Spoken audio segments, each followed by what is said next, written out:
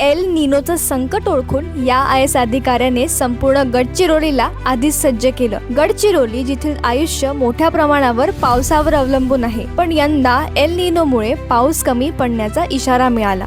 त्यामुळे पाण्याची टंचाई, पिकांचं नुकसान, पिण्याच्या पाण्याचा तुटवडा आणि शेतकऱ्यांचं मोठं आर्थिक नुकसान होण्याची शक्यता होती. पण संकटाची वाट पाहण्याऐवजी जिल्हाधिकारी अविशांत पांडा यांनी गडचिरोलीतील प्रलंबित जलसंधारण कामं तातडीने पूर्ण करण्याचे आदेश दिले. आज त्यांच्या नेतृत्वाखाली 4600हून अधिक जलसंवर्धन प्रकल्प पूर्णत्वाच्या मार्गावर आहेत. यामध्ये बंधारे, शेततळी, भूजल पूर्ण भरण व्यवस्था आणि जलस्रोतांचं पुनरुज्जीवन मोठ्या प्रमाणावर सुरू आहे.